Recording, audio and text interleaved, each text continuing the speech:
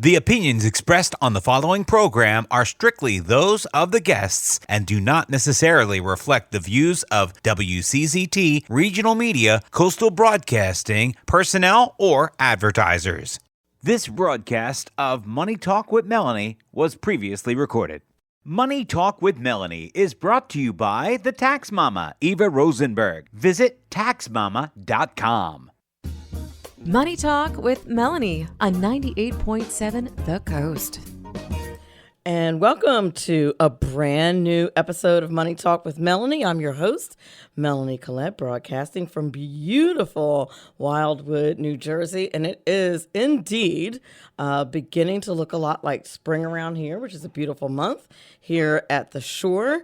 And I'm very excited to be back with you. I've been very busy with some various projects, which I'm sure the audience will hear about later, particularly if you are locals. You may have already even heard about them, but more about that later. I am very excited to be back with you. The first hour, what we are going to do is something a little bit different, a little different structure. We are going to do a CPAC recap. I tend to do that every year after CPAC. And for those of you who are unfamiliar with CPAC, CPAC is the Conservative Political Action Conference. I am a frequent attender of that conference. And because of COVID, when it went to Florida, I wasn't there. And then last year I got COVID myself and I couldn't go. So this was my first time back after kind of post-COVID, so to speak. And very excited to bring you guys some of the clips and audio that I thought were particularly poignant of the speakers that were at the Conservative Political Action Conference. We'll talk a bit more about that later. And then in the second hour, we will have Charles Chadwick Jr. from collegechecklist.com. He's going to dive into the debate between a college education and learning a skilled trade. Which one is better for you or your child when it comes to the long term? There's some pretty valid arguments on each side. I am not going to do news before I get into CPAC because I actually have a lot to talk about with CPAC. But I am going to say this. So as many of you know who have been listening to the show for a long time, or if you're new to Money Talk with Melanie, the show is business, the economy, personal finance, along with politics and how all those things intersect and affect our lives. So we talk about all these different kinds of things.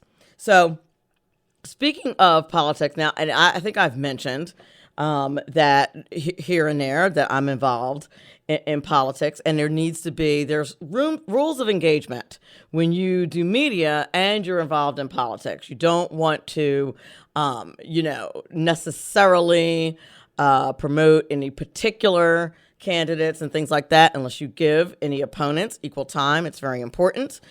And so I try really hard to do that. We haven't had any candidates on the show thus far, I think, except for Congressman Van Drew. I have invited people from other parties on the show, and I so far don't have any takers.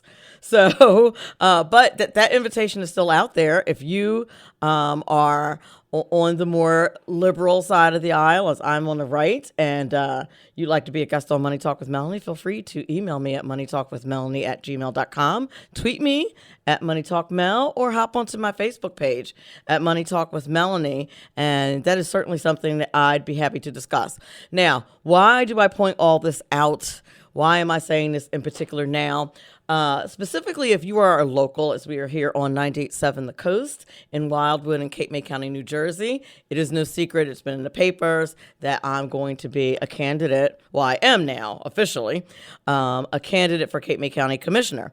Now, that is all that I am ever going to say about that, unless I'm a guest on someone else's show and there is a Democrat counterpart for me to discuss it with, because I want to absolutely respect the rules of engagement. I want to respect our audience and not make Money Talk with Melanie seem in any way like the Melanie campaign, Collect for Commissioner campaign. That is not what it's going to be. And I just wanted to make sure that I make that statement. Just for anybody who has already heard, it's been in the papers or whatever locally, it's been on social media.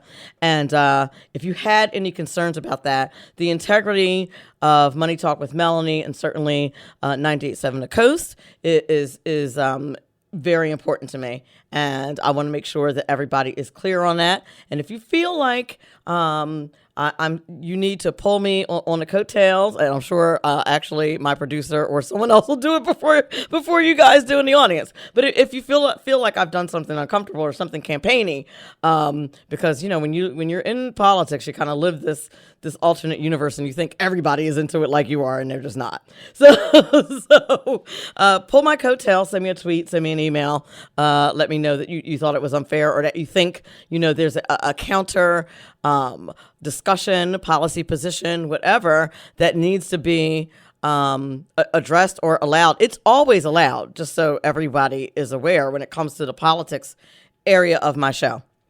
It's always allowed. I just don't know that many people on the other side of the aisle. So if you were listening and you know someone on the other side of the aisle that is here locally in Cape May County, because I understand some of you are listening as a podcast, and I do appreciate you.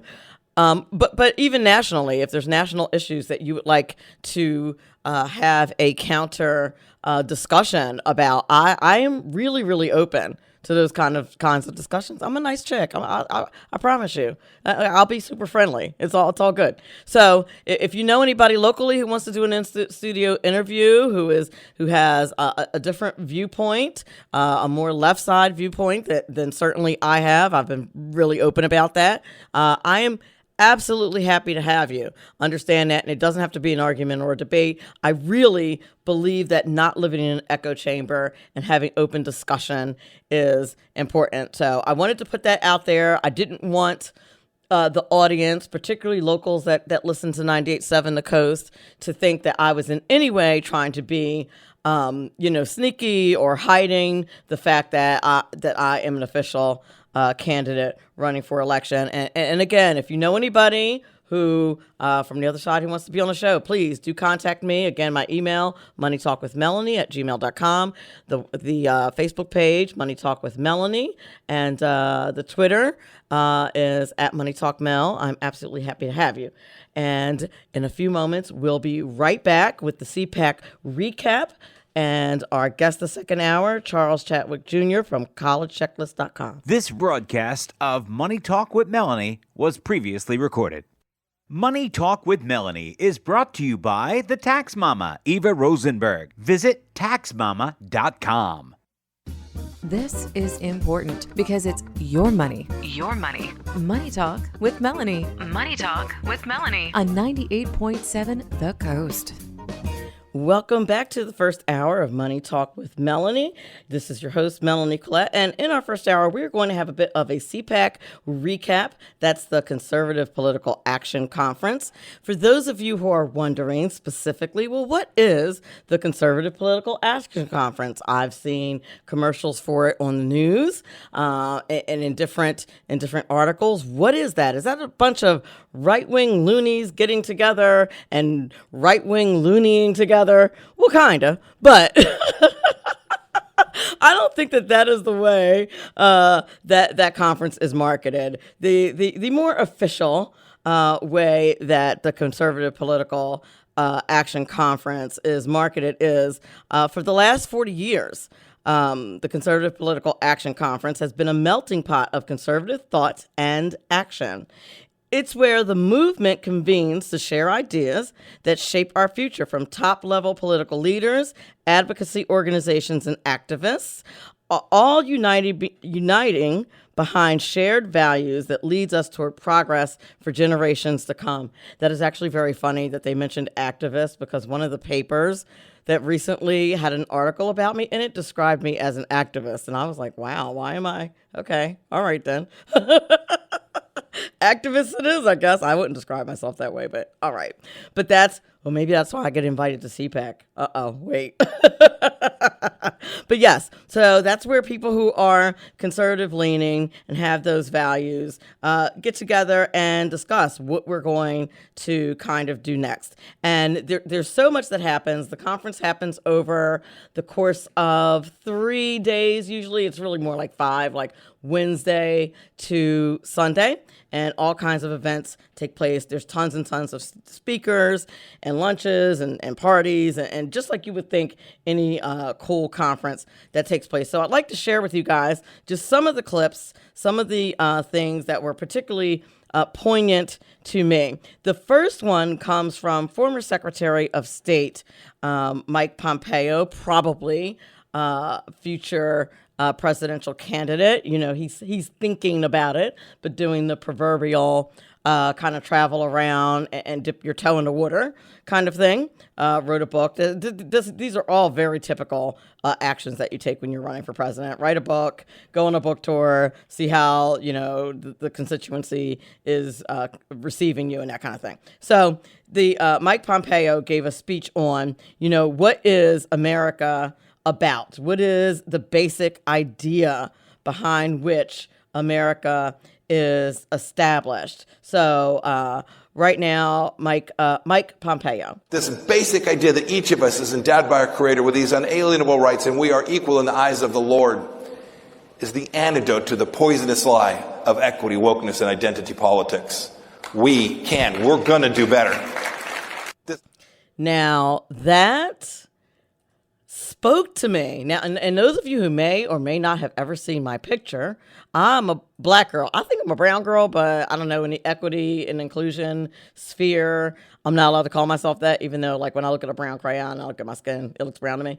But, but apparently I am black. But anywho, I bring that up because identity politics in the political sphere is very heavy and very large. And in my opinion, there are organizations, there are parties that take identities for granted. They put, in politics, when it comes to campaigning, we put people in all these different categories. And this is particularly so, in my opinion, with minorities. People routinely on both sides of the aisle, who, especially pollsters and pundits and things like that, use the term the black vote. Why do they use that? Well, they use that terminology because of the consistency with which certain voting blocks vote together. That is beginning to change.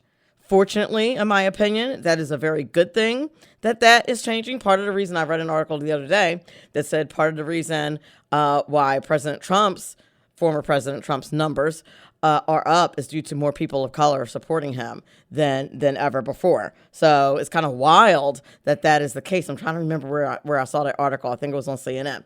But I thought that was wild. But I there are bad people everywhere in every organization, in my opinion, but our policies on my side of the aisle are just way better. And I think that former Secretary of State Mike Pompeo really encapsulated that idea by what he said. And I'll quote it again because I think it's so poignant. He said, the basic idea that each of us is endowed by our creators with these unalienable rights and we are equal in the eyes of the Lord is the antidote to the poisonous lie of equity, wokeness, and identity politics. And I think the bravery of bringing up the Lord in that, it was also fantastic. The fact that you have to be brave to bring up God is really wild to me, but here we are. And if the more we start looking at people as the Lord does, in my opinion, I think that was Mike Pompeo's point, as individuals and not by the color of their skin, the better off we will certainly be. Now, the next quote that I really loved. Congressman Byron Donalds out of Florida. I've had the pleasure of meeting Congressman Donalds. He's a pretty cool guy, pretty laid back. I like him a lot, and he's just kind of fun to be with. And he always brings the smoke and the fire when he speaks. And I can't wait to tell you guys about Lieutenant Governor Mark Robinson and his speeches. They're just, amazing. But Congressman Byron Donalds talked about his entire speech, spoke about the importance of having a government that works, the importance of having a government that abides by the Constitution, to have a government that is very concerned about the people. And so here's what Congressman Byron Donalds had to say. And the press will always say, well, don't you think you should just get down to governing? And I always tell them, you cannot govern a nation if elements of your government have run amok. You have to make sure that all of the agencies and all of the bureaucrats have one goal, one mission in mind, and that's advancing the agenda of the American people. Not part, not some, not R, not D, but all of the American people. And that is what we are committed to on Capitol Hill. Amen. Say it again for the people in the back, Congressman Byron Donalds. Not R, not D, everybody. And when you are an elected official, that is the deal, man, from top to bottom. It's weird. You know, there are people who really think that in legislative offices and in Congress and in all these different entities, the state, that they only help people of their own party. And that's just really not true. I've been around it for a little while now, and they help everybody. Nobody, when they're doing intake, when a constituent has a problem, asks what party they're in. When you're in public service, you're in public service. And so, you know, but Congressman Donalds brings about a very good point, which is if the government is running amok, which I feel as though it is, if they are only focusing on one side and are ignoring the other side, you know, President Trump lost, right? The last presidential election, but 74 million people voted for him. So if you are President Biden, while yes, you are supposed to be focusing on, you know, getting some things done, okay, you are not supposed to be doing that absent of those 74 million people of which you now represent. You don't just represent the people of your party. And I thought it was very important that Congressman Byron Donalds said that and really emphasized the fact that it doesn't matter what party you're with or whether the group is small or large, that your government is supposed to work for you. And if your government's not working for you, then darn it, you need to make a change. So they also had Mayor Francis Suarez, and if I'm not mistaken, bad on me for not looking this up, but I'm almost positive that he is the mayor of Miami, Florida. And he has made quite a few changes in Miami. His name is being kind of thrown about as far as a presidential contender, maybe. I think he's maybe a little bit young, and maybe the next election cycle. It's just a personal opinion. But he's a great speaker, and Miami is doing quite well. And so Mayor Suarez was talking about the fiscal responsibilities when it comes to running a municipality or being an elected official. And this is what Mayor Suarez had to say. When you cut taxes and regulation, you increase prosperity for everyone. We cut taxes to the lowest level in history. And guess what happened? We grew tremendously by 12%, the second most in our recorded history. So it turns out there's a correlation between less government and more growth.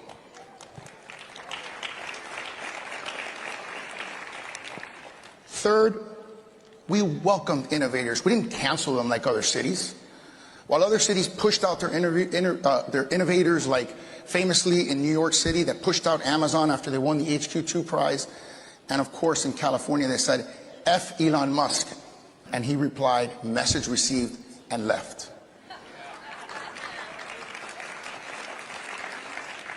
In Miami, when they said, what if we move Silicon Valley to Miami, I responded with a simple phrase: how can I help? And because of that, we're number one in the nation in wage growth. We're number one in the nation in tech job growth. We're number one in the nation in pandemic recovery. We're number one. You got it. You get the point, right? So our formula for success and our recipe for success, which we think is scalable to create American prosperity, is simple. We keep taxes low, we keep people safe, and we lean into innovation. And that is a formula for America's prosperity. Yes, Mayor Suarez. And he is absolutely 150% exactly right.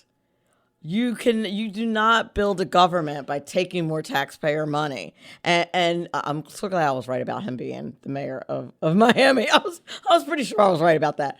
But it's a formula that, quite frankly, Governor Ron DeSantis has been following on a state level. And that's what Mayor Suarez has been doing in Miami. And, AOC's district, that was going to get Amazon there, said, we don't want you here. Do you know how many jobs, what kind of economy, how many small businesses she actually kept from going into her district? That is not helpful to her people. It is not.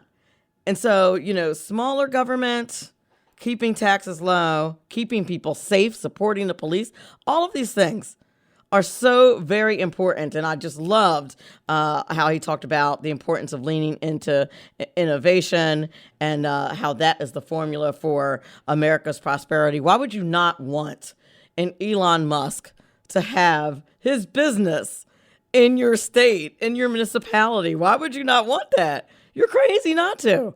That is building on your local economy, and it is a beautiful, beautiful thing. It's great for the people who are there for jobs and everything else. So those first three gentlemen who spoke, I thought they were thought-provoking and really talked about the frame of our government, right? And then we had a couple of speakers that spoke more to about the kind of elaborated on this equity agenda that seems to be going on, permeating not only our government, but permeating our corporations and different organizations. And, it used to be, I'm old enough to remember when equity was called equality. And so, and that's what Martin Luther King was striving for, right? He wanted us to be equal. He wanted us to have equal opportunities, right? He wanted us to be able to do better and just not be blocked and shut down because of the color of our skin. Equal opportunity. Now we've moved to this area, it seems, from a social perspective and from an economic perspective and a political perspective, to this area of equity, meaning equal outcomes. And that is not, in case you were all wondering, like, what does equity mean? That's what it means. People are literally out there making policy that people should have equal outcomes. It is absolutely unrealistic, in my opinion. It's how are you going to, I'm 5'2". How are you going to make an equal outcome for me to somebody who is 6'1"? It is not possible. There are just some things that are not possible based on many other factors. And so, to the color of your skin be a factor in your opportunity? Absolutely not. But it has everything to do with your actions and what you do with it. So what I am a huge fan. Anybody who's been listening to me, has ever heard me listen to Dr. Ben Carson. I had the pleasure of meeting him and getting an awesome picture with him. It's featured on my Facebook page. If you're on Melanie Collette, you can see the photo of he and I featured because I'm a huge fan. For those of you who are not familiar with Dr. Ben Carson, he is a retired pediatric neurosurgeon. His mother was not able to read. His dad skipped out on him and his brother. And he very famously, whenever he speaks, I saw him speak at a conference maybe 6 months ago. Whenever he speaks, he very famously tells the story of how he was once voted the dumbest kid in school. out on the playground. And then he comes in from the playground to take a math test and gets a 0 on the math test, thus solidifying the fact that he was indeed the dumbest kid in his class. Can you imagine? And this man turns out to be a pediatric neurosurgeon. What does that mean? That means this man operated on babies in utero, if you can imagine that. He was also, if I'm not mistaken, the very first surgeon to be able to successfully separate conjoined twins. So there was a book written about him, a movie done about him called, I can't remember what it's called, something like God's Hands or something like that.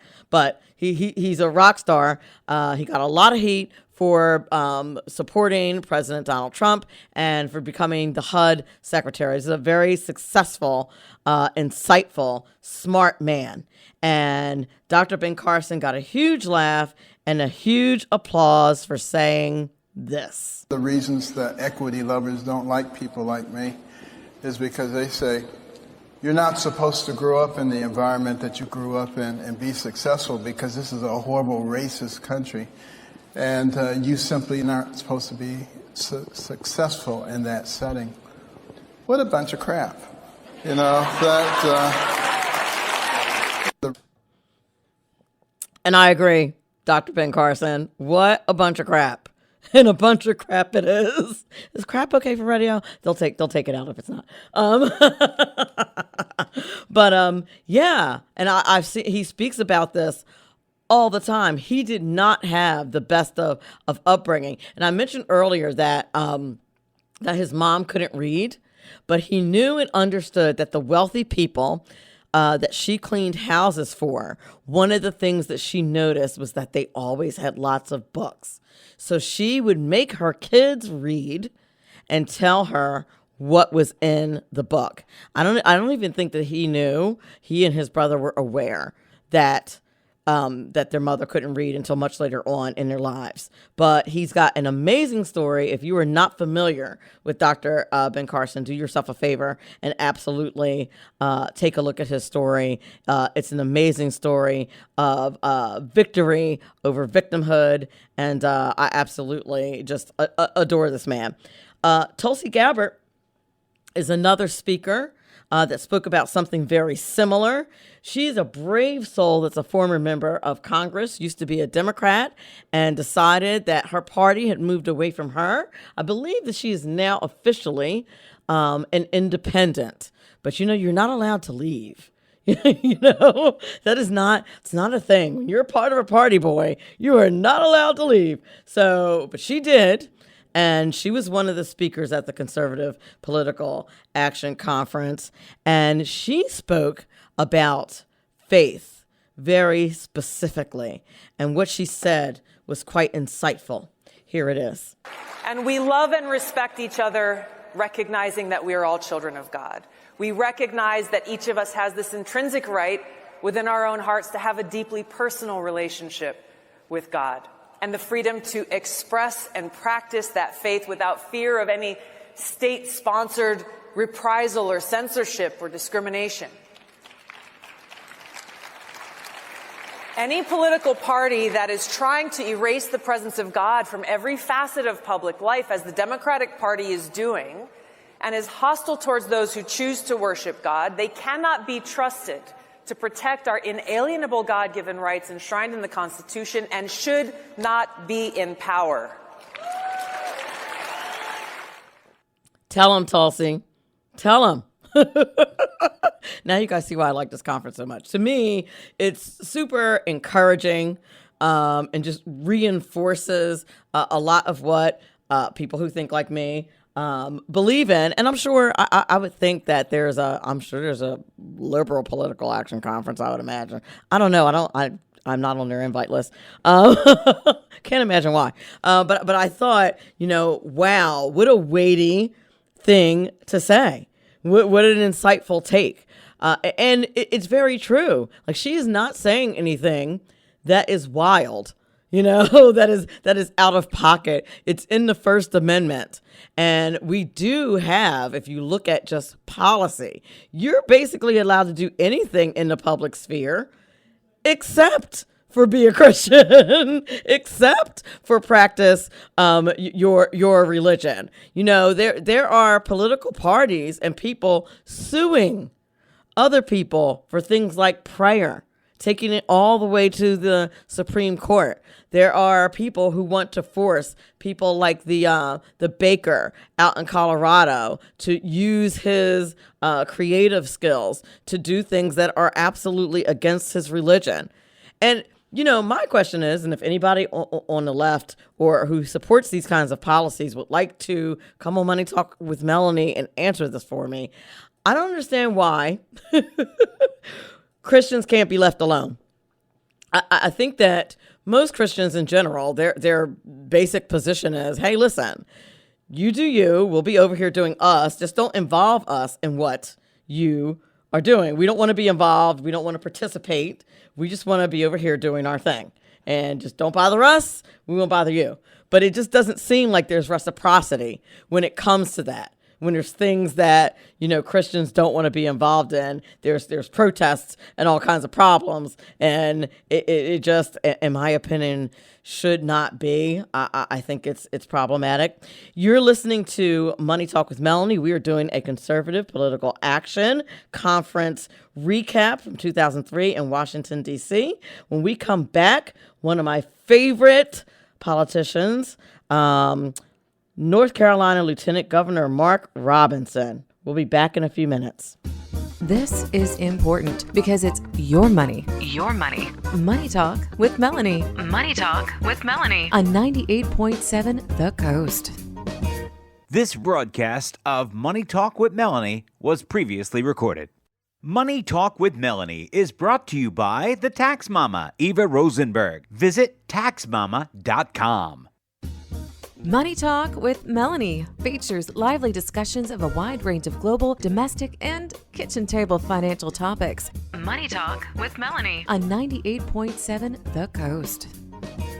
Welcome back to Money Talk with Melanie. You are in the middle of our CPAC recap, Conservative Political Action Conference recap. If you've never been, I highly encourage you participating in next year's Conservative Political Action Conference. If you lean that way and, see what it's all about. Like I said, if you feel discouraged, particularly, I think, I'm very fortunate that I live in what we kind of jokingly refer to as the Red Kingdom. But a lot of people who think like I do not. And if you go to the Conservative Political Action Conference, you will feel like you are not alone. And so it's one of the reasons that I enjoy visiting there. Next up is one of my favorite politicians who was not a politician. His rise to political office was very organic. It started at very simply at a local municipality meeting where they were trying to ban his Second Amendment rights. And he very eloquently, very forcefully, and you will see why I said this in a moment, spoke at this conference defending not having his Second Amendment right to own a gun stripped away from him. That video went viral a few years ago. And here we sit a couple of years later with Lieutenant Governor Mark Robinson, who is set very nicely to run for governor and will probably win election as North Carolina's probably first black governor, if I'm not mistaken. So I was very pleased to meet him at a Black History Month event during Black History Month at an event in D.C. It was just really nice to meet him in person. We actually, when that video went viral, the Second Amendment speech went viral, I friended him on Facebook right away because I was like, this dude is going places. And it was really funny when I met him. He's like, I know you. I went to introduce myself to shake his hand. And he said, I know you. We're Facebook friends. You're Melanie. And I was like, oh, my goodness. The Lieutenant Governor Mark Robinson knows who I am because we're Facebook friends. Yeah, he was getting a lot of Facebook friends. And I was like, I'm going to get on that train because this guy is going places. And he is set to be the next governor of North Carolina. But he spoke about public service at CPAC and why you are supposed to be in public service. What should your motivations be? This is what Mark Robinson had to say. Take a listen. When I say I don't want to be governor, this is how I describe it. I want you to go back in your mind. Go back to June the 6th, 1944. Go back to the English Channel. Find one of those Higgins boats. And in that Higgins boat, you'll find a young man probably from Bedford, Virginia. A member of the 116th Infantry, 29th Infantry, that is about to attack Omaha Beach. The toughest fight of that day would take place on that beach. Some 70 to 80% of his comrades would be killed. I want you to go back in your mind and I want you to ask that young man, why did you come here to this place? Why did you want to join the army and come here to this place? Why did you want to watch your friends be slaughtered? Why do you want these Germans shooting at you? Why do you want to leave your family and friends behind, possibly to never see them again? I would imagine that that young man would probably turn around and look at you and say something to the effect of, I didn't want any of this. Because this is not about want. This is about service. You see, my nation is in trouble. The Japanese bombed Pearl Harbor, and Hitler is murdering his way across Europe. I cannot sit at home and watch this world burn and have my nation in trouble. It's time for me to stand up and serve up to and including giving my life if necessary. This is not about want. It's about service. And the people in D.C. need to hear it. You're not there to serve yourself and your self-interest. You're there to serve the people of this nation and the state you represent, the area that you represent. Yes, up to and including your political life if necessary. And that, my friends, is North Carolina Lieutenant Governor Mark Robinson. You want to talk about a man that's not afraid? This man is not afraid. He's afraid of nothing. Do you hear me? He's afraid of nothing.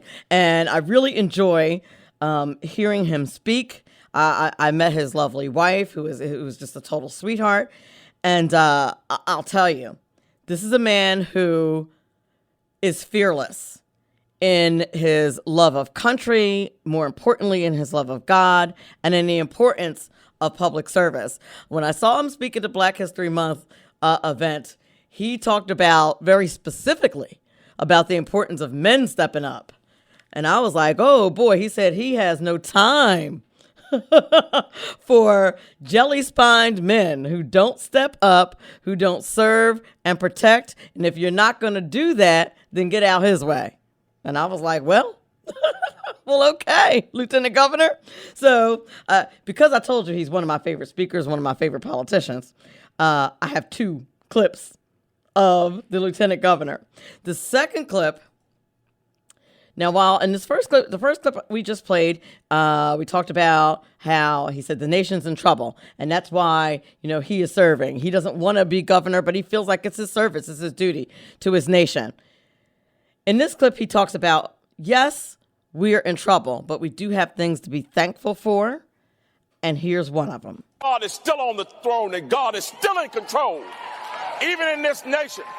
Even though Joe Biden may be the president of the United States of America, God is still in control and he will always be in control. And it is time as Americans that we start standing up and giving him some thanks. What do we need to thank him for? There are a whole lot of things we need to thank him for. Even in the bad things that we are facing, there are things that we need to thank him mightily for. We need to thank him for those brave men and women in green down on the border, that despite not having the support of the federal government and the Biden administration, they still get up every day, put that uniform on, get on those horses, get in those trucks, and patrol that border for our border security. They continue to do it day in and day out, even though their bosses in Washington refuse to give them what they need in order to succeed. But those brave men and women They still get up and do it every day. We need to give thanks to them. Amen. Amen. Amen. And not only our border agents, but our first responders, our police, our firemen, we could not do it without you. We could not survive without you. And so I just thought that was a very poignant point. Vivek, let me make sure I pronounce his name, Mike. Vivek Ramaswamy. Have you ever heard the name? He is running for president. As a Republican, he announced his run for president maybe a month or so ago. He was a speaker at CPAC, and he touched on the religion of climate change. Let's hear what he has to say. The climate religion in America that says that we have to fight carbon emissions at all costs in the United States while we shift those same carbon emissions to places like China that supposedly, even if you believe in this religion, you would have embraced nuclear energy, which is the best form of carbon-free energy production known to mankind. And yet these people oppose nuclear energy. What's really going on is that the climate religion has about as much to do with the climate as the Spanish Inquisition had to do with Christ, which is to say nothing at all. It is about power, dominion, control, punishment, and apologizing for what we have achieved in this country in the modern West as we know it. Exactly. And notice he wasn't saying that climate change isn't a thing. Sure it is. Climate change is a thing. He's talking about the religion of climate change that is problematic. That is absolutely problematic. He's running for president. I think he wrote a book called Woke as well. He is I'm just trying to give you a little background on Vivek. He is an entrepreneur, a tech entrepreneur, just a very successful guy. Somebody to watch, definitely, in this presidential race, which no doubt is going to be a primary coming up. Now, switching gears a bit, I have a clip from Nigel Farage. If that name sounds familiar, he is from the UK, I believe England specifically, was in charge of, I want to make sure that I have this right, the exit, the famous exit from kind of the liberal agenda that was going on over there. He led that charge. And is a frequent guest on many different news outlets. He was one of the speakers that spoke about COVID. He and Gordon Chang, who is also coming up next. I'll talk a little more bit about Gordon Chang in a few minutes. But Nigel Farage talked about the tyranny in this country and the attack on our freedoms when it came to COVID. What he said was insightful. Let's listen to Nigel.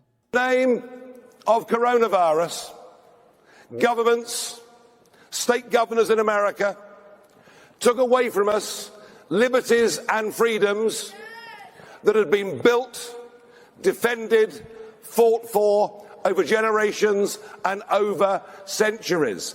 We gave unlimited power to people to lock us inside our houses, to tell us we couldn't visit our elderly relatives, to tell us, in our case, we couldn't even play golf or go fishing. No, we had to do what big government told us to do. This, ladies and gentlemen, is what tyranny looks like. And you know what? On the back of this, I've admitted today that I also broke lots of other lockdown rules. Yeah. I went to meet my elderly parents, often outside in a safe environment. I met friends, sat in the garden, had a barbecue, had a drink. I went fishing. You see, the point is this. When laws become enemies of men, men become enemies of laws. Indeed. Indeed. So Gordon Chang, I think Nigel said it all. I'm not even going to comment on that. I think, we all barely survived those lockdowns. And we need to really reevaluate, in my opinion, the way that was handled. And Nigel just brought it home. You just don't allow people to take away your freedoms. We were operating like we didn't have a constitution during COVID. And it's not okay.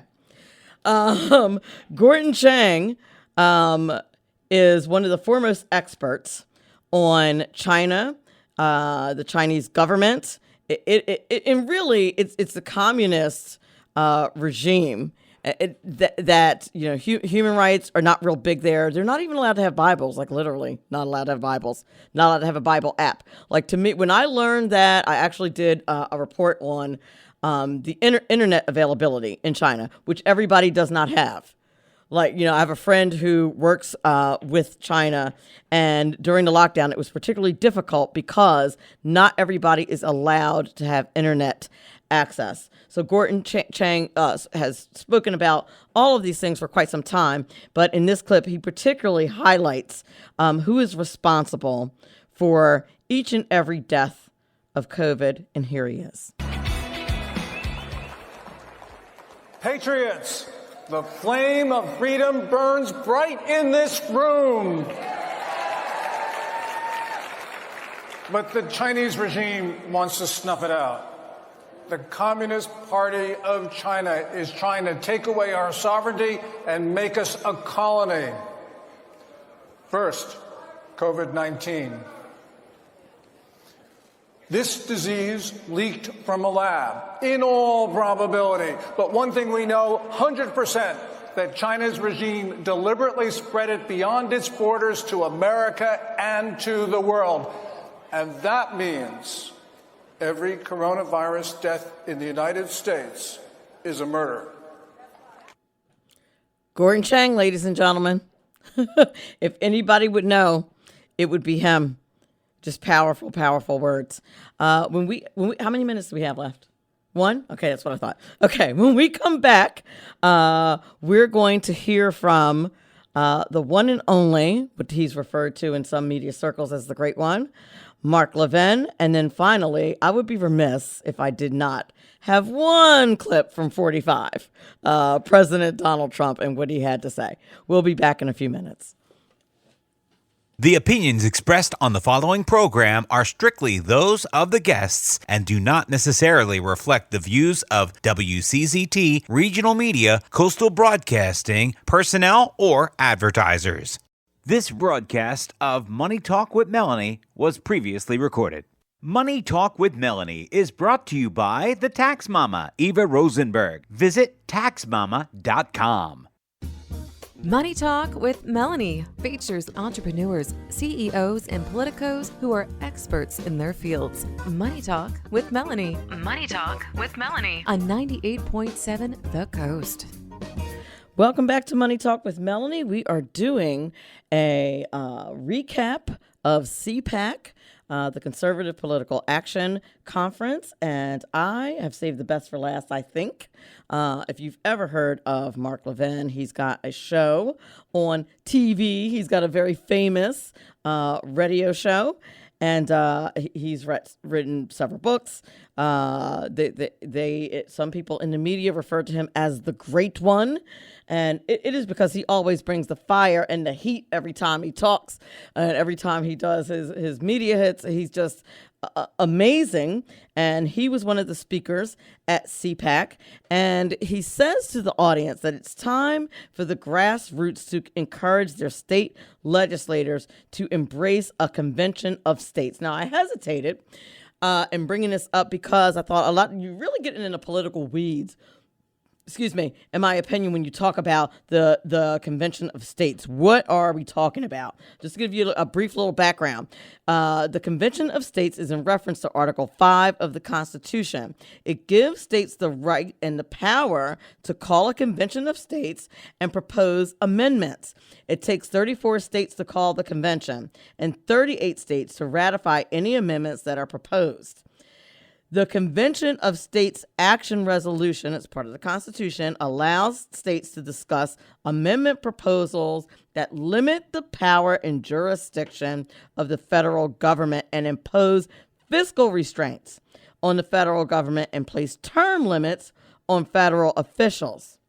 So you can understand why there are some people, I would say on both sides of the aisles, that are not a big fan of the Convention of States.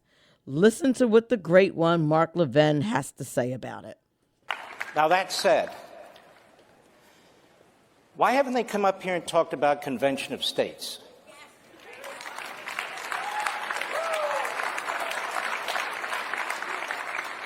to answer this, Convention of States is the only constitutional way to get our country back. And it'll get it back in fundamental ways. We use the Constitution to save the Constitution, as opposed to the left that uses the Constitution to destroy the Constitution. We have 19 state legislatures that have voted resolutions for a Convention of States. Bravo. With support only from you. What's it that Biden says, bottom up, middle out? I don't have any idea what the hell that man means by that. Or anything. But neither does he. But I'll steal it anyway. It's bottom up, middle out. It's the grassroots, just like the Tea Party was the grassroots. That's what I'm about. That's why I come to CPAC. That's why I don't go to the Republican National Convention or the RNC. I don't care about any of that stuff. I'm here with you.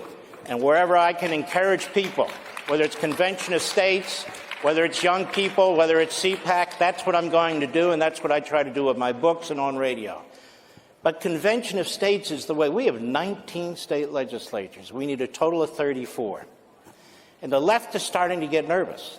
They're starting to attack the process. They, of all people, saying we're attacking the Constitution. But wouldn't it be nice if we heard here at CPAC at least one damn politician get up and say, I encourage you to support Convention of States, rather than give you pablum about, we're going to cut this and we're going to cut. No, you're not. Because Washington is not going to fix Washington. You're going to fix Washington through Convention of States, Article 5. All right, Mark Levin. Use the Constitution to save the Constitution. Washington is not going to fix Washington. You're going to fix Washington. Those, to me, in just that few minutes, minute and a half, however long that clip was, the most poignant things that Mark Levin said. We got to get involved, people. We got to step up. We got a country to save. Now, I cannot at least not have one clip about President Trump. Now, full disclosure, this show is being recorded the day before it airs. On this particular day, this is kind of wild that I'm using this particular clip. On this particular day, there's rumors out here. It has not happened yet. I'm sure I would have received an alert by now that President Trump is going to be arrested by District Attorney Alvin Bragg out of New York. I believe it's the Manhattan area. So now, who knows how this will have turned out. The grand jury is meeting again today and hearing one more witness. By the time this airs, I don't know how it will have turned out, but maybe, just maybe, this is why Alvin Bragg is so mad at 45. Let's hear it. The racist Manhattan District Attorney, Alvin Bragg, who is presiding over one of the most dangerous and violent cities in the United States. You have to see this, the United States, where killings are taking place at a number like nobody's ever seen, right in Manhattan. And he's doing nothing about it, nothing whatsoever. No cash bail for people that just kill people. Knife them in the back, hit them over the head with a baseball bat, push them into subways when the train is right there. But this racist DA is being pushed by radical left Democrats, the fake news media, and the Department of Injustice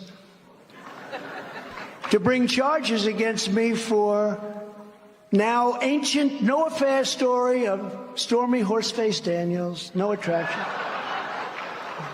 No affair, I call it no affair, where there's no crime anyway, and charges have never been brought in such a case before. And this case has been looked by every prosecutor. They're all looking. They looked at it for years now. She was represented by Michael Avenatti. How's he doing? He's now in jail. And the whole thing is a complete con job.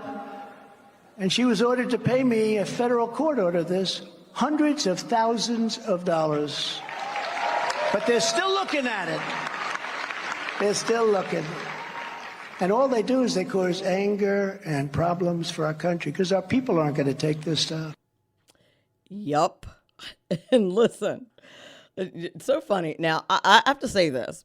I've never been a fan of the name calling. I taught for years. I taught my kids that name calling was wrong. I really do try to purport myself in such a way where I don't call people names. Listen, you get mad, it gets tempting at times. I get it. But it's bad form, in my opinion. It just doesn't demonstrate a good character. And so I think that you shouldn't do that. You have to choose who you need to be. I don't love that part about President Trump. But say what you want about him, but he is funny. I'm sorry. I didn't think the part calling her name was funny. I did not think that was funny. But the rest of what he said is funny. He is generally hilarious, if you've ever listened to him speak. And I was in the press box listening to the speech when he gave it. And the press, I'm sure as many of you are aware, are predominantly liberals and are not big fans of President Trump. And I realized when he had all these laugh lines that I was literally the only one in the press box laughing. Like in fact, these two girls who were sitting in front of me actually looked at me and glared because they were not very happy about the fact that I was laughing because I thought he was hilarious for the most part. But anyway, that is your CPAC 2023 recap. I hope that you enjoyed it as much as I enjoyed doing it. When we come back on the other side of the break, I will have my guest for the second hour, Charles Chadwick from collegechecklist.com. We'll delve into the debate between college education and learning a skilled trade. Which one would benefit you more in the long term? We'll be back in a few minutes. This broadcast of Money Talk with Melanie was previously recorded. Money Talk with Melanie is brought to you by the Tax Mama, Eva Rosenberg. Visit taxmama.com. Money Talk with Melanie on 98.7 The Coast. Welcome back to Money Talk with Melanie. We are entering the second hour. I think we probably went a little over time. So I didn't do any news because we were doing a CPAC recap. So I'm going to just go right into bringing the second hour guest on. If you missed the CPAC recap, Conservative Political Action Conference recap, you missed big. So you know what you should do?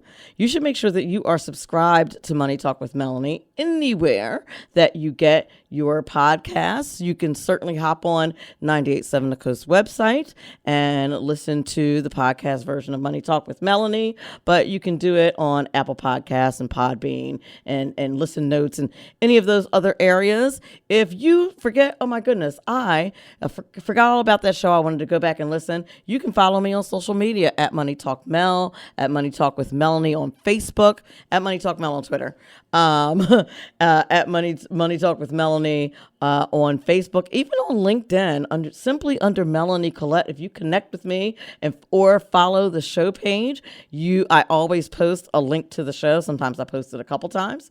Best practices says to post them 3 times. I always get to do it that way, but I try. So if you missed it, you really want to get back and listen to the recap. I had fun doing it, and I hope you have fun listening to it. So anywho, in the second hour, we have a guest, Charles Chadwick. He's an author, and he's also from collegechecklist.com. He's going to dive into the debate between a college education and learning a skilled trade. Which one would benefit you more in the long term? Well, that depends. And before I bring him on and talk to you about his bio, I do not want to be remiss in mentioning and thanking the one and only Eva Rosenberg, who is also known as Tax Mama. Go to irsexams.school and check it out if you want to learn how to be a top-notch tax preparer. Make sure you check out irsexams.school. So on to Charles Chadwick. He is a former college student who experienced the challenge of paying for his college education without any external financial assistance. He cut down his college costs by thousands of dollars, which amounted to 40% of his college expenditure. He has 2 degrees, but he also learned a trade before going to college. His trade experience and employment has even helped him pay off his student loans. I need to learn a trade. Charles wrote 2 books with the best college, trade industry, and job skills outlook. Books Chadwick Chadwick College Checklist and Chadwick's Cultivated Circumstances are the two books that you should check out. Without further ado, Mr. Charles Chadwick. Hey, how you doing, Melanie? Thanks for having me. I am well. Thank you for coming on the show. I don't typically pre-record a show. I just want the audience to know out of transparency because I have been on a bit of a hiatus, and I don't typically pre-record. So if I have you back on the show because you have lots to talk about, it'll be at a different time. So, yeah. So I'm excited about having you on. I think this is really important information. Full disclosure, I used to teach financial literacy, and this is one of the things I used to talk about, like college or a trade school. Like, which should you do? College is really expensive. How do you pay for it? You have the best of both worlds. Look at you. You have a trade and 2 degrees. You're unstoppable. Yeah, but if I could go back in time, I think I would have just studied business. You would have you would have just what? Done a trade? Did the trade and just took any business class I could. Real estate, I would have been a certified real estate agent, trades as well. But college is definitely not for everybody. But I'm not going to downplay it because I did go. Right, and you have 2 degrees. What are your 2 degrees? 1 degree is associates in electronic servicing. That was the era with peripherals, with computers, software, circuit boards, capacitors, resistors, and then my bachelor's degree is in communication arts, comm arts. Nice. Very good. Very good. So what made you get to the point where you're like, people need to know that college is not the end all to be all? Yep. Like what influenced that decision? Was it just finances or were there other factors? Honestly, I don't want to go here, but I'm going to be transparent.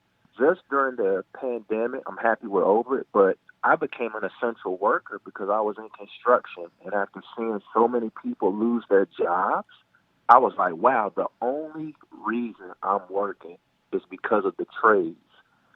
If I did use my degree job more so over the years, I've been more successful with the trades.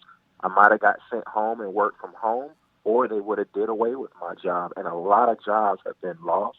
And just in that process of thinking for myself, I said, hey, it was better for me to learn the trades in the long game of my life versus just settling with a degree. I'm happy that I experienced the trade industry. So just recently, within the last years, I thought about it hard, and I've examined my life. I've gotten more benefits financially, lifestyle from trades than college for me personally. Wow. That's amazing. I think that, one of the reasons why I wanted to have you on and I was interested in your story is having been a former public school teacher, I think that there's a very high emphasis on college. Everybody should go to college. Everybody should go, and if you spend some time in the classroom, you understand that is not for everybody. Like there's some people who shouldn't be encouraged to go to college. They should be probably steered a little bit more toward the trades. Now, there's some things like I want my doctor to have gone to college, right? Right? Yep, exactly. Those, yep. But if you have a degree in basket weaving, did you need to do that? Was that necessarily how are you helping? Like, is there a huge basket weaving industry where you're going to be able to get a job? Is that marketable? And there are tons of degrees that are like that, in my opinion. Yes, a lot of it. And I don't know how familiar your audience is. I'm pretty sure you're up to par on this AI chat GPT. It's crazy. To teach like world history or anything, I see the future changing a lot. Again, and during the pandemic, a lot of kids were doing classroom stuff online. So in the future, we might could have one teacher that could teach a whole school, if not multiple schools, if somebody could make a curriculum where it's all online, just like Phoenix online. College was done online, and I see the school system changing. It's good to go for social interaction, but at the end of the day, this technology is changing, and that's why it's so important to pay attention to what degree you go in and also just having a skill set. And that's what I look at the trade industry. It was a basic skill set, but before college, I was working trades. During college, I worked trades, and after college, I'm working trades. It has been a skill set versus just getting in all that college debt. and it can be a lot of debt. It can certainly be a lot of debt. I know a lot of people who are in quite a bit of debt over school. And, when you look at the statistics, the statistics say, you're going to make significantly, like a person with a college degree makes so much more money than a person without a college degree. Listen, I have 2 degrees too. I have an undergraduate, full disclosure. I have an undergraduate degree and I have a master's degree. And I have no trade, no no hands-on skill to speak of. I mean, I can run my mouth. I can do that. That's a new skill too. Podcasts and just public speaking. People are getting paid very well these days without a degree. Look at E. Thomas. All of them are cashing in Grant Cardone. So again, that's our evidence that college isn't everything. It is something, but what I'm learning is to follow your passion and everything will work out just fine. And I'm almost 40 now, and it took me this long to figure it out. So my message is for the next generation. You have plenty of time. You don't have to just run off to college and get on all that debt. Maybe, learn a skill set and then go to college later on in life if you choose to. I completely agree with that. I mean, I used to tell students, listen, especially if you're not sure what you want to major in and you're not big on school, go to community college first if you're going to do anything. Like, it's super cheap, and the classes that you take in community college, you're just avoiding having to take in a 4-year college. And then if you go ahead, I'm sorry. No, you're good. And exactly, that's where my first degree came from, and I saved so much money. And I talk about this in my book, the Chadwick College Checklist. If you can avoid those 2 simple fees, the meal plan and room and board, that's like at least 30-40% of your tuition costs right then and there by going to that community college. That's exactly You're right. avoiding that meal plan and that room and board at a 4-year university. Most credits, not always, but you can check on it and see do they transfer. They're much cheaper at a community college than a university for sure. Yep, that is absolutely for certain. And then you brought up real estate licenses. I told the story. I said I didn't have any other whatever, but I actually have a life and health license, insurance license. So I do have that on the side. Nice. I learned a lot about that, and if I could share with your audience, I went with a term, but now that I'm understanding how those insurance policies can build cash value, I wish I would have did an index universal life insurance, because once it builds cash, you can borrow against your life, and there's no 1099, and there's no taxes on it. Well, so I'm learning a lot. Yes, and you should email me about that. Okay, great. We'll definitely be in contact. Because you're not allowed to, as part of maintaining my license, I can't really get into specifics, but you should email me about that situation. That's all I'm saying. I will. But sure. I just bought one of those policies not too long ago, and everything that you said about them was correct, and that's exactly why I did it. Yep, I did the same thing. And I started out young. And I'm sad to say, but sometimes that's my message, that if we can get more young people, and I know your podcast is the Money Talk, and this is what I'm saying. Like, I took out a life insurance policy when I was 27. I'm almost 40 now, and man, I could have been building a cash value. Yep. But I didn't. I did term. But that was the best time to do the IUL, was when you were younger. Lock it in. When you're young, lock it in, cheap premiums. And just understand that cash value, there is ways to play the game as far as taxes, money, all those good things. Yep. There is a way. Absolutely. Make sure you email me about that. We'll chat. Oh, I will.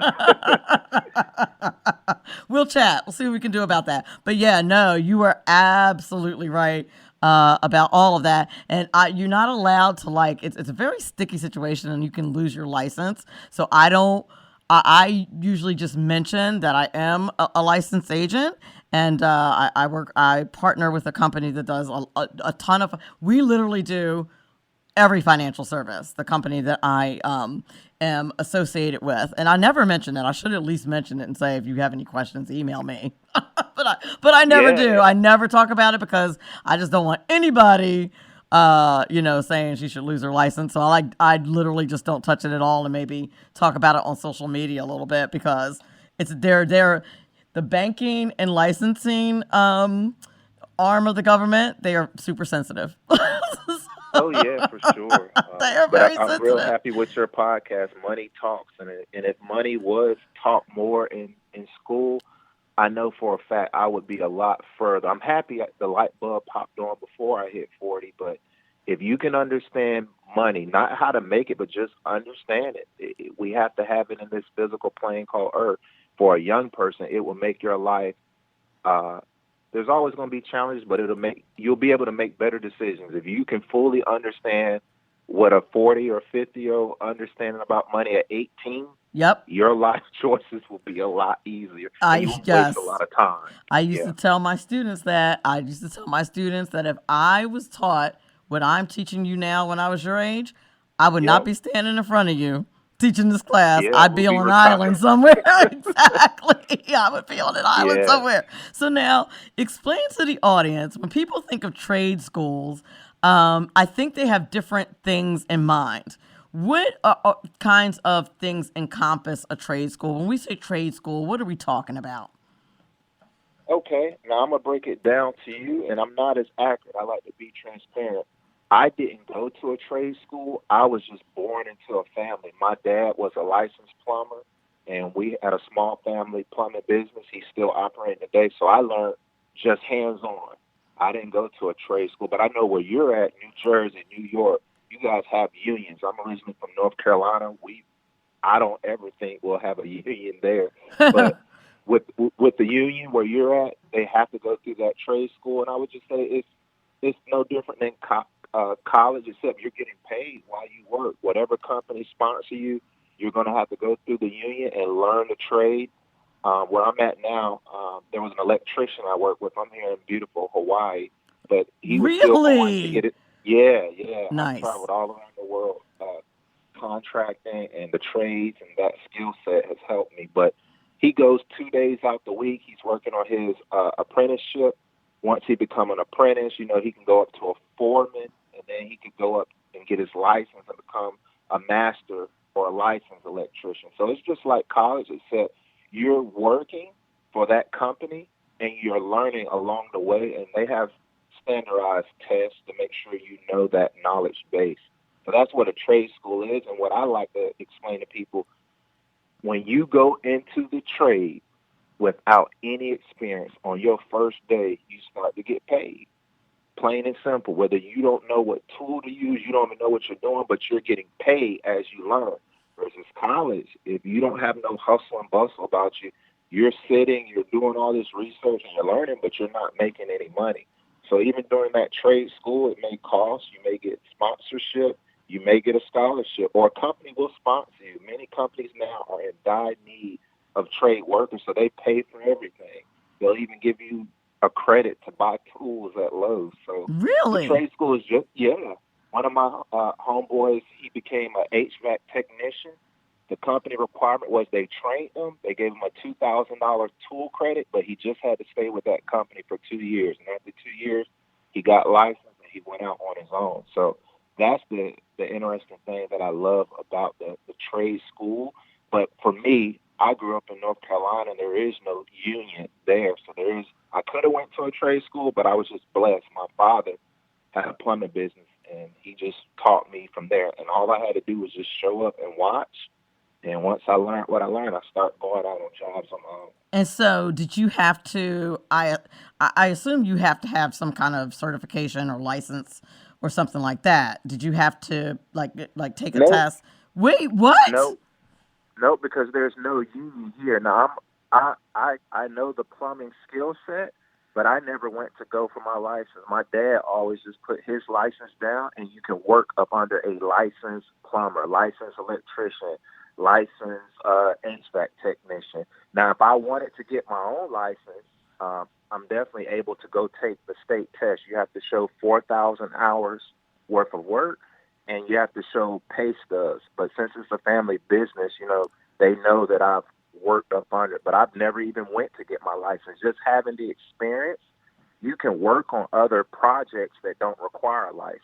For example, with plumbing, to change out a toilet, that doesn't require a license. But let's say somebody is going to remodel a bathroom and they want to move the toilet from one side of the wall to the other side of the wall. You're probably going to need proof that you're a licensed plumber to do that, and also pull building permits. But in the particular field that I came up in plumbing, you only need a license to do certain type of work. Other type of work where you're not physically changing the structure or the pathway of the pipes, you could just be a regular handyman repair type of person and make it. So the more experience you get, when you get your license, that's when you can make those big dollars, where you could do a whole condo, or you could do a whole commercial residence. There's so many ways you could go with the trades. But I always encourage people, if you get that skill set and experience, you can always make money, as I did in college. Wow. I was not aware of that. I did not know that. Although, interestingly, last summer, I worked for a company that did COVID testing. And you would think like that's kind of like a CNA type job, right? Or a nursing type job. You don't need, I feel like there's lots of like loopholes in the law like that. You don't need a license or any kind of certification to COVID test like other people. You don't need, all you need to know is you need to know how to do the test. That's it. Exactly. And that's what my second book, I wrote these books during the pandemic, Chadwick's College Checklist, and then Chadwick Cultivated Circumstances. Experience is sometimes priceless. And that's exactly what I talk about, Melanie. If a person wants experience, it does not cost you to learn. A quick story out of that book, I worked with a car mechanic after high school for 6 months for free. I didn't want to get paid. I learned how to work on cars. When I went to college, I started fixing people's cars and got paid. Now, was I a licensed mechanic? No. But to get that experience was free. All I had to do was watch and learn, ask questions. And now that I have that experience, it's still with me today. But if I ever wanted to get licensed, that's my point of that book. It's going to cost you money whenever you want to get licensed. But if you just want the experience, you can get it. You might not be able to work on certain things, but once you have the experience, it's priceless. You can always make money off experience. And experience, in my opinion, is free.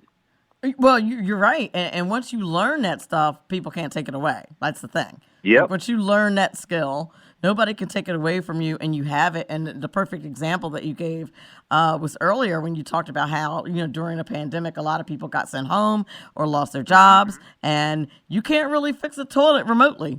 That's not a thing. Like, you need somebody to come and do that. Like, that needs to be done.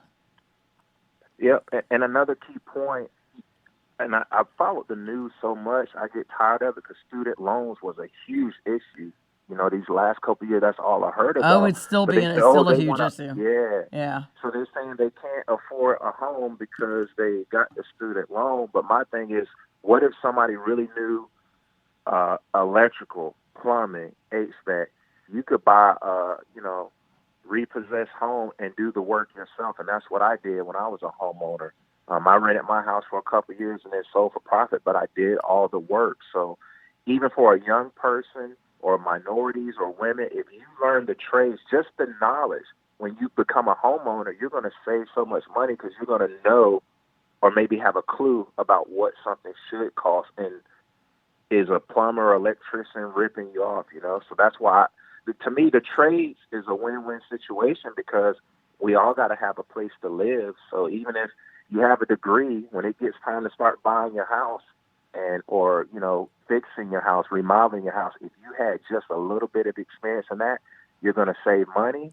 And also, you're just going to be able to survive. And the best example I like giving, even during the pandemic, let's say somebody with a degree was in an office job, they got laid off, and then something failed in their home. If they knew how to fix it themselves, that's money that you didn't have to spend. So I feel like don't ever just settle with a degree. Also examine the trade industry.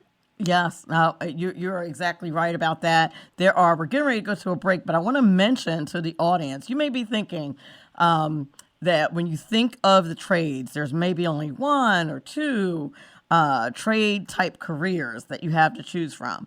Well, according to the National Association of Directors of Career Technical Education Consortium, say that 3 times fast, they have defined 16 different vocational clusters and 79 career pathways that trade school students can take.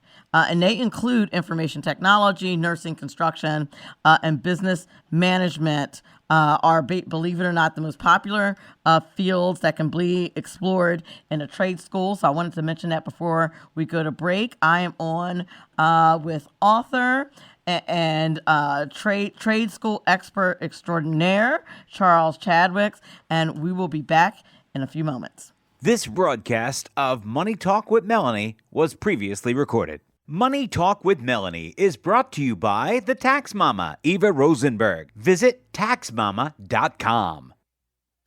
This is important because it's your money. Your money. Money Talk with Melanie. Money Talk with Melanie on 98.7 The Coast. Welcome back. You're listening to Money Talk with Melanie. We are on with Charles Chadwick. He's an author and also has collegechecklist.com. And we're discussing the pros and cons, if you will, of trade school versus college. Charles has done both, and I think he is team trades. Or he might be, kind of agnostic like me and team whatever is best for you. Whatever, I think you said earlier, Charles, that your, whatever your passion is what you should follow, but just not to think, college is the only way to accomplish your dreams. Yes, exactly. College is not the only option. We can clearly see that as, many students are looking for loan forgiveness. I'm pretty sure if they would have followed their passion, they might have led down a different course. But when you're young and you're listening to what teachers are saying, go to college, you'll be successful. We clearly see that now. Right. And that used to be what all, the guidance counselors just preached, right? I mean, that's what my parents taught me. They were like, I remember my mom saying, if you don't get that piece of paper, like that is the end all to be all. If you don't get that paper, you can have all the experience in the world. And it did. And I think back in her time, she was probably right about that. Like, the college degree was everything. But after you work with a few really dumb people with college degrees, you realize that maybe we want somebody with experience, over a college degree. And it's like anything. If something is too crowded, the best example I like to give, let's say the Ford Mustang. If they said we're just going to mass produce this because we want everybody to have it, a Mustang wouldn't have the hype that it has now. If they made 3 billion Mustangs and everybody could afford them, but the few or the Corvettes that people have, that's what make it valuable. And I kind of feel that way with the college. In your mom's time, the 80s, 90s, it was good, but you got so many people going now. I think in our differences, that's what makes us unique, Oh, so, for sure. Again, yeah. When everybody has the same thing, you got increased competition going on there, and so it's just not as valuable. I mean, it is the basic rule of supply and demand in economics. And I love what you just said, supply and demand. While we're on this subject, college or trades, we got all these degrees, but I'm telling you, any of your listeners to your show podcast, the trade industry needs workers, women, minorities, anybody they can, because so many people have went to college. Now with supply and demand, the demand for skilled trades is up, and the demand for degrees is, in my opinion, somewhat down in different fields. Not all degrees, but with supply and demand, if you look at, I don't have any data, but I just know skilled trades, the older people are fading out. Even my dad's 70, and he's getting ready to retire. The skilled trades has so many vacancies that need to be filled. And maybe if they weren't taken away from high schools, maybe we would have never got out of balance, per se, in my opinion. But and that's a good point.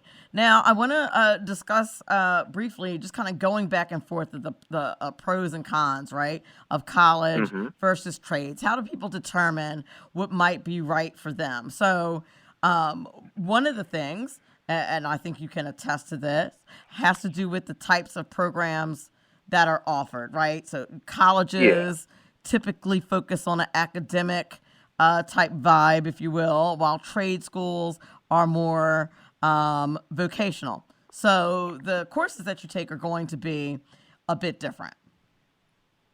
Oh, yeah, for sure. And if I could just mention a pro and con, something that I caught a revelation on over the years, I'm not going to lie to you. I grew up in the South, and I'm used to physical, hard, labored work.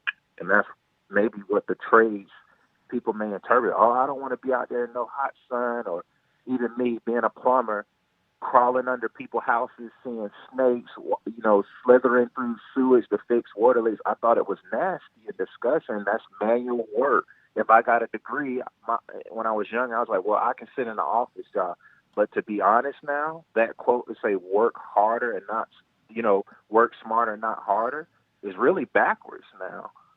Because if you learn a skilled trade, you can make money quicker in some cases than with a degree. To me, sometimes those certain degrees are maybe salary unless you have your own practice or your own business. But for example, I can go fix a water leak right now, Melanie, be there for 15 minutes and charge $250 and I'm out.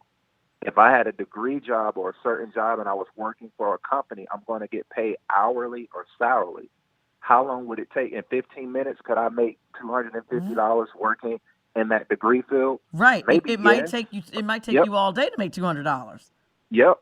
So I caught a new revelation. That's what I kind of tell people when we say that quote, work smarter and not harder. It's not necessarily about an office job. It's about supply and demand, as you said. But the pros and cons is kind of tough because nobody's the same individually speaking. Sure. But I can say with the trade, I have a skill set. Rain or shine, pandemic or not, gas prices are high today.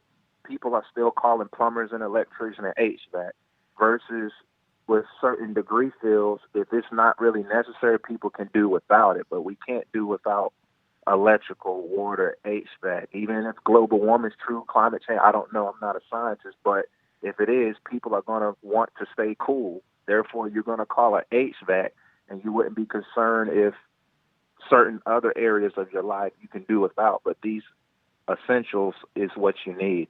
And also with the skill set or the trades, you're not getting as much debt. And it's quicker. You're not going to spend as much time as with a college university. But it just depends on the individual person. The pros with college is, I guess, eventually if you go into your own business, the networking, you might have a better chance of networking because you're around other students your own age, and you're going to be able to build a network. But I say it's just both for me. I think if you have two type of avenues to make money, it makes you that much more marketable. So that's why I said I have degrees, I've used them, but the trade industry I learned for free, and I've been more successful with the trades. Yep, multiple streams of income is very important. Not to, the old saying, don't put all your eggs in one basket. Same thing. Oh, yeah. You touched on this in your comments. One of the, kind of pros versus the cons. Like you mentioned, it takes a lot longer to get a college degree. Many programs can range from 120 to 128 credits, whereas with a trade school program, you're probably only doing about 60 credits of coursework. You also mentioned the price. So expensive, right? So, yeah, and go ahead. And I feel like maybe you can expand. You went to college too. I follow Robert Kiyosaki, and one example he gave out of his book, I think, Fake Money, Fake Teacher, and Fake Assets. He said, when you major in business, the business professor's teaching from a textbook. He or she may have not owned the business. Yes. So that's exactly what I'm looking at. In college, as I look back, CIS 110 computer, take this elective, if we really want the simple college, why not just provide the classes that are directly tied to what you're majoring in and stop putting all these electives in it, But you're not wrong. Is a business. You're not wrong. I have a business degree, and I'm thinking, what did I take that I actually legitimately needed in business? I would say accounting. Okay. Yep. Computers, definitely. Microsoft Office, need to know that. I've taught Yep. that on a college level.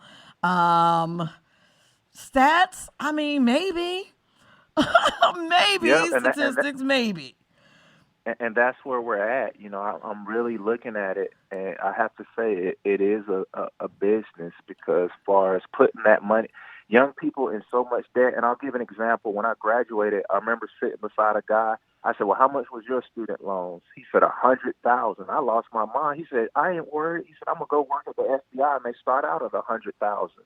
But what I had to do is I showed him. I said, man, even if you're getting 100,000, by the time you pay taxes, FICA, the state and federal tax, that 100,000 will be down to 70,000, and then you're going to have to pay your cost of living. So the key thing that helped me out, and just to keep it honest and be transparent, is that I worked and had jobs before college. So I understood a little bit about finances first, versus people who've never worked a job in their life. They don't even understand taxes. You know, even though you may get this big job, but you got to pay your taxes. You got to understand loan structure, interest rates. And that's why I was a bulldog when I went to college. I was always looking to cut my costs, because I worked in the plumbing business. I also worked as a pizza delivery guy. You know, I did those bottom end jobs, which really, it wasn't for the money, but I got so much other life necessarily skills and experiences that I incorporated in college. Indeed. And you know what? Another kind of pro versus con issue that I ran into was the difference in admissions requirements, right? You know, oftentimes colleges, they want to look at your school transcript or your GED. They consider your SAT scores, your AP scores, your essay. Are you going to get letters of recommendations from your teacher saying that that you're awesome? You know, you need all that, and that you can handle, a college environment. You know, I would tell my students that, college is about more than just exactly what you're learning.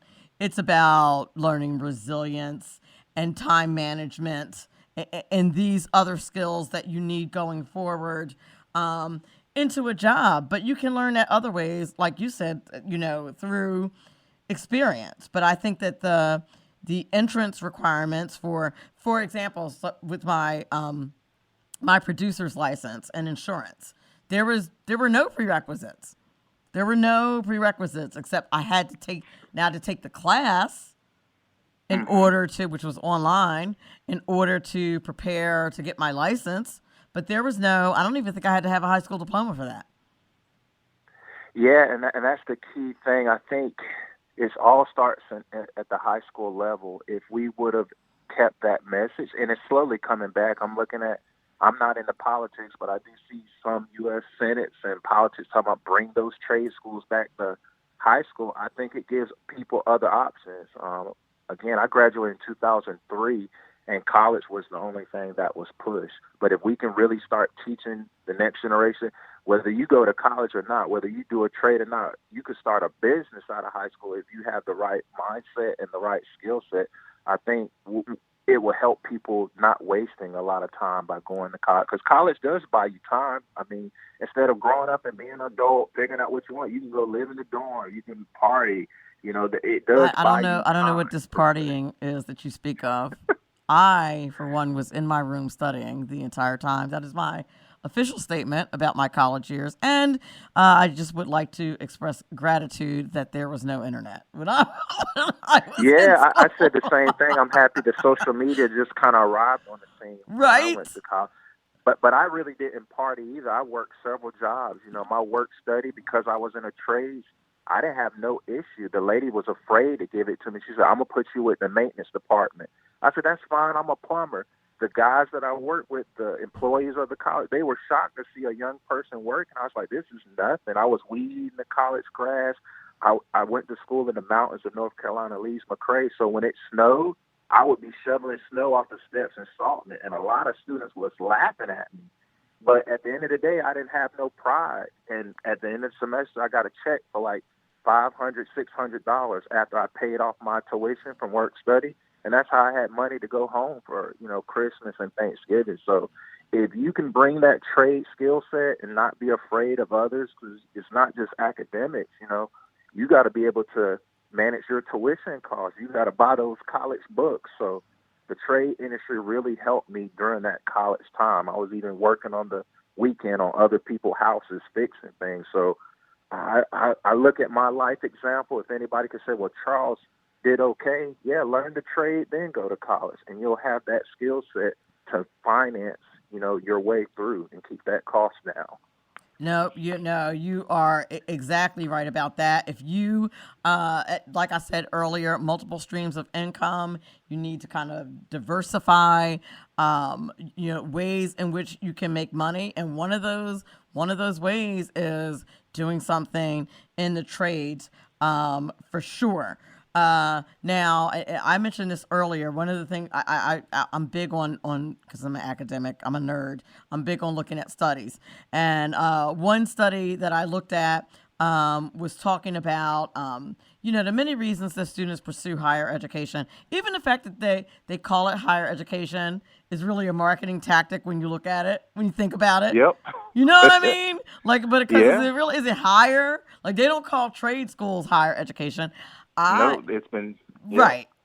Now, when I was in the classroom, I used to say that I think you should seek out additional education in addition to high school, whether it's a trade school or a licensing program like real estate or insurance, or community college or a 4-year college. Like, you have all of those options, and I just think it's important when you're talking to kids to put all those options on the table. You can make a great living getting a CDL license, doing insurance, like you said, doing the trades, HVAC, plumbing, electrician, all of those things. Even in computers, you don't have to necessarily do a 4-year school. No, and while you're on the computer thing, I want to share something with you. One of my friends, we did a contract in Fort Bragg, North Carolina. He was telling me he's in the IT field. He said, man, if I knew what I knew now, he wouldn't have went to college, but he would have went to CompTIA and got every single website, every single certification, like Security Plus, all those certifications. Guess what the limit is? There is no age requirement. They just recommend you be 13 years old. And in those jobs, they start out $70,000, $80,000, $100,000 with the experience and no degree. CompTIA's website. So with the cyber attacks we're having, the fuel lines got hacked a couple of years ago. Young people, I see that as being the new trade as well. And for your listeners, there's no real age requirement. It just recommends. The word recommend is not etched in stone. So if a child could be 15 and get all those certs, he might go ahead and leave high school after he graduates and go work for somebody, because he's going to have the experience versus somebody with just a degree in that computer software, but he has the certifications and the experience. Nope, you're absolutely right about that. We're coming to the close of the show. Tell people where they can find you on social media, if you have any socials, and where they can get your books. Oh, yeah, you can get my books right off my website, and that's Chadwick's, CHADWICKS, experiences.com. And then if you want to find me on Instagram or Facebook, you're going to love it. Find me at Reduce College Debt. It's just the @ and then Reduce College Debt. Nice. And then if you want to get some laughter, I got a new comedy series called The Pastor of the Student Loan Disaster, and I'm just preaching to people about student loans and debt. And you can find me at Funny Charles 84 on TikTok. Very nice. Very nice.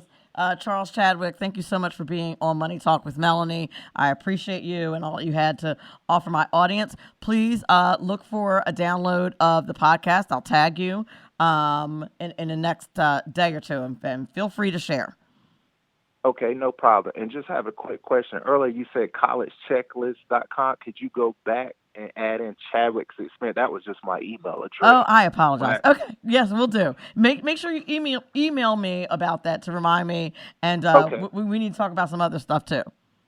Oh yeah, for sure. Okay. And all right, I got you. I know you got a meeting. Thanks so much for having me. I'll definitely email you. Yes, you're very welcome. Have a great night. You too. Bye-bye. Money Talk with Melanie is brought to you by the Tax Mama, Eva Rosenberg. Visit taxmama.com. This is important because it's your money. Your money. Money Talk with Melanie. Money Talk with Melanie on 98.7 The Coast. Welcome back to Money Talk with Melanie. I want to thank my guests for being on the show. Charles Chadwick did a fabulous job in the second hour. I want to thank the Conservative Political Action Conference for letting me borrow all those clips to play during the Conservative Political Action 2003 recap. I also always want to thank Mark, my producer, for being on the board and doing such a stellar job. And I want to thank you, the listener. And of course, I don't want to leave out the one and only Eva Rosenberg from taxmama.com. Thank you, Mrs. Eva Rosenberg, for sponsoring Money Talk with Melanie.